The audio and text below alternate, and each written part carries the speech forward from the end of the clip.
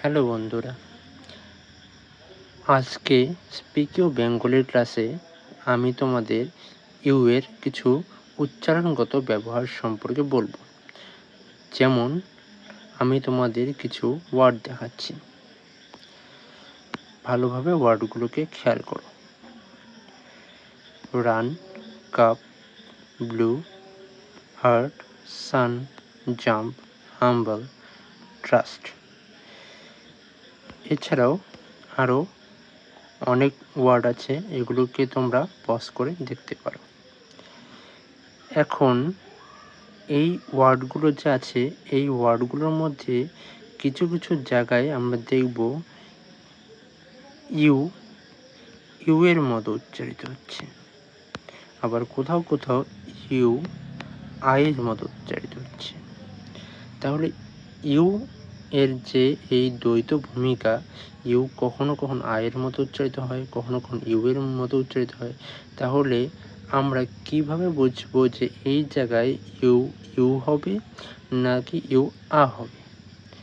তাহলে আমি আজকে তোমাদের সেই নিয়মটাই বলবো, যাতে তোমরা সহজেই বুঝতে পারো যে কখন এটা ইউ ইউ এর মতো হবে, আবার কখন ইউ আয়ের মতো হবে। ঠিক আছে?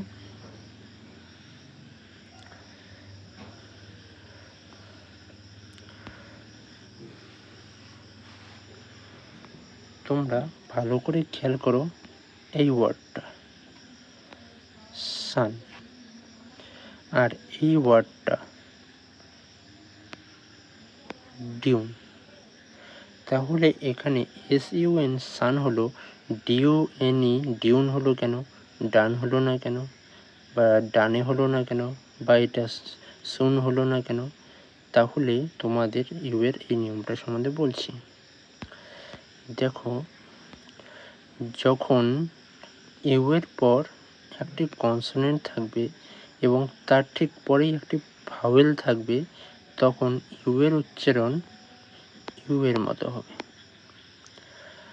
আবার যখন ইউ এর পর শুধুমাত্র একটি কনসোনেন্ট বা পরপর দুটি কনসোনেন্ট থাকবে, তখন ইউ এর উচ্চারণ আয়ের মতো হবে। ঠিক এরকম আরও কিছু উদাহরণ দিয়ে বুঝিয়ে দিচ্ছি। যেমন আমব্রেলা। এখানে তোমরা দেখতে পাচ্ছ ইউ, তারপর পরপর দুটো কনসোনেন্ট আছে বা তার বেশিও কনসোনেন্ট আছে, তারপর যা থাকে থাকে।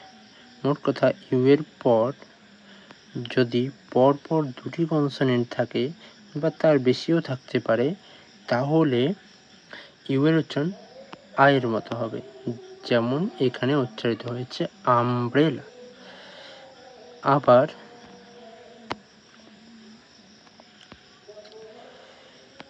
ইউনিক, এখানে ভালো করে খেয়াল করে দেখো, ইউ আছে, তার ঠিক পরেই একটি কনসোনেন্ট আছে এবং তার ঠিক পরে একটি ভাওয়েল আছে। তো যদি ইউ এর পর একটি মাত্র কনসোনেন্ট থাকে এবং ঠিক তার পরেই একটি ভাওয়েল থাকে, তাহলে ইউ এর উচ্চারণ ইউ এর মতো হবে, যেমনটি এই ওয়ার্ডের সঙ্গে হয়েছে। তোমরা যে ওয়ার্ডগুলো আমি তোমাদেরকে দিয়েছি প্রথমে, সেই ওয়ার্ডগুলো ভালো করে খেয়াল করে দেখবে, আর আমি যে নিয়মটা বললাম সেটার সঙ্গে মিলিয়ে দেখবে এইগুলোর উচ্চারণ একদম ঠিক ঠিক বসছে। কিন্তু এখানে কিছু কিছু ওয়ার্ড এমন আছে, যেমন তোমরা দেখতে পাচ্ছ ইউনিক। ইউনিকের এখানে আর একটা ইউ এর ব্যবহার আছে, ইউই। ফিউচারের এখানে আছে ইউআরই।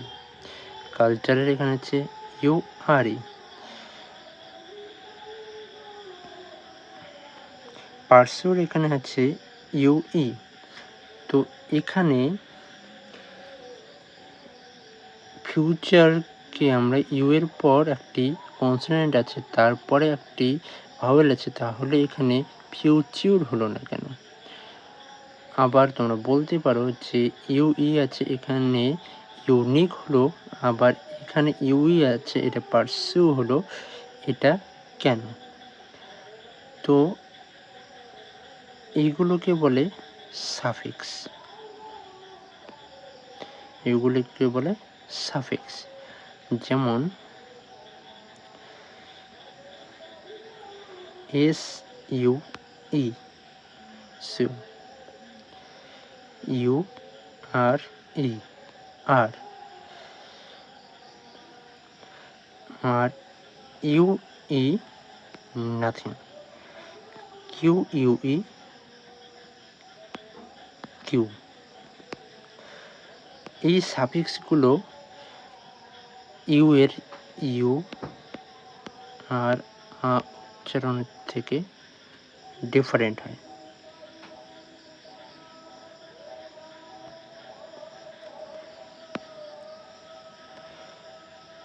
এই সাফিক্সের নিয়মগুলো আমি পরে তোমাদের একদিন বুঝিয়ে বলবো, যে এই সাফিক্সগুলোর উচ্চারণ আমরা কিভাবে বুঝবো যে ইউ আর ই ইওর না হয়ে ইউ আর ই আর কেন হলো, আর কিউ ইউ ই শুধু কিউ এর মতো উচ্চারিত হলো, কিন্তু এস ইউ ই সু এর মতো উচ্চারিত হলো কেন, এটি আমি তোমাদেরকে পরবর্তী ভিডিওতে জানিয়ে দেব।